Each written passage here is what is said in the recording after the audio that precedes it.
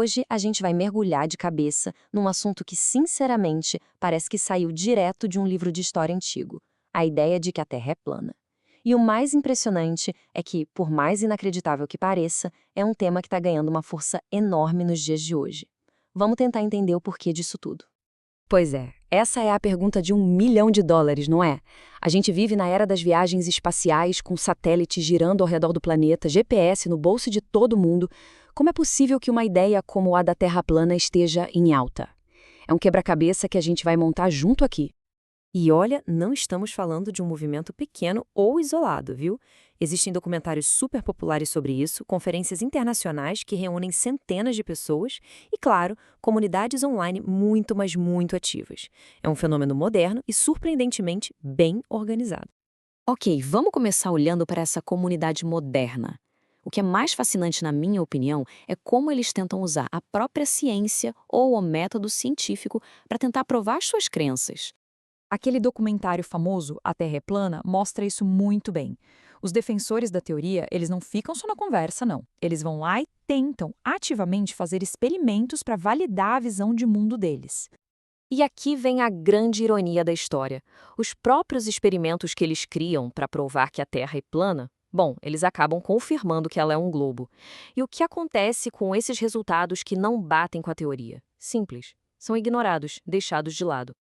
E esse exemplo é simplesmente perfeito. Um grupo gastou US$ 20.000, é muito dinheiro, num giroscópio a laser super preciso. O objetivo? Provar que a Terra não gira. O resultado? O aparelho detectou exatamente a rotação da Terra, 15 graus por hora.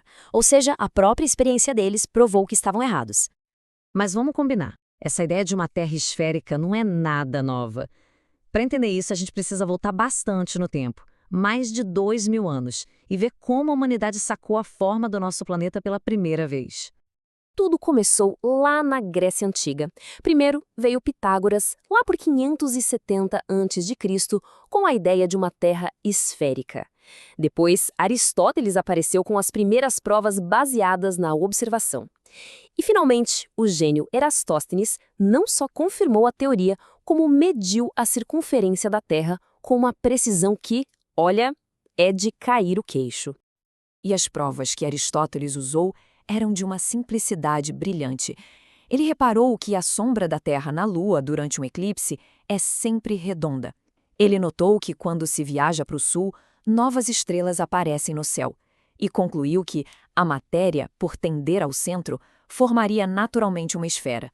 Tudo isso sem nenhuma tecnologia avançada. Mas a jogada de mestre foi o experimento de Erastóstenes. Ele fez uma coisa muito simples. Notou que ao meio-dia, numa cidade, o sol não fazia sombra no fundo de um poço. Só que, na mesmíssima hora, em outra cidade mais ao norte, uma vareta fincada no chão fazia uma sombra. Ele sacou que essa diferença só podia existir por causa da curvatura da Terra, e a partir daí, calculou o tamanho do planeta. E o mais incrível de tudo, o cálculo dele teve um erro de só 5 a 10%. Isso há mais de 2.000 anos, usando só varetas, sombras e o cérebro. É simplesmente genial. Certo. Agora, vamos dar um salto gigantesco para o presente e olhar para as evidências modernas, que são, sem exagero, esmagadoras. Vamos analisar algumas das alegações mais comuns. Dizem que o horizonte parece plano? Bom, claro que parece. A Terra é imensa. De uma grande altitude, a curva fica bem óbvia. Outra é que a gravidade não é real, mas é a gravidade que puxa tudo para o centro e forma uma esfera. E a história de que as fotos da NASA são falsas?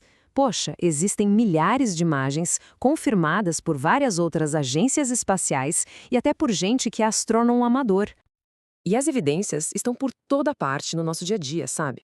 Pense nos navios que somem no horizonte, primeiro casco, ou nos fusos horários, que só fazem sentido num globo. O nosso GPS funciona por causa de satélites que orbitam uma Terra esférica.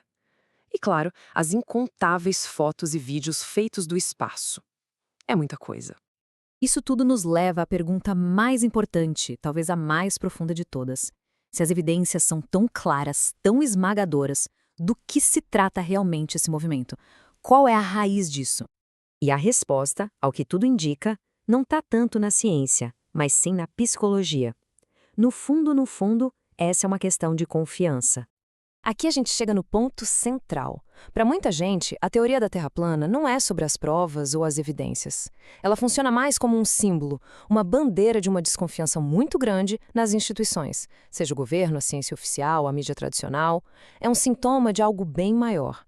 E para fechar, tem essa citação bem provocadora do diretor do documentário, que diz assim: "Meu sonho seria que as pessoas usassem o terraplanismo como uma analogia para algo em que elas mesmas acreditam. Porque é fácil demais demonizar outro grupo, mas todo mundo é suscetível a isso." É uma reflexão muito poderosa, não é? Sobre os nossos próprios pontos cegos. E nos deixa pensando: o que tudo isso revela sobre como a gente acredita nas coisas no mundo de hoje?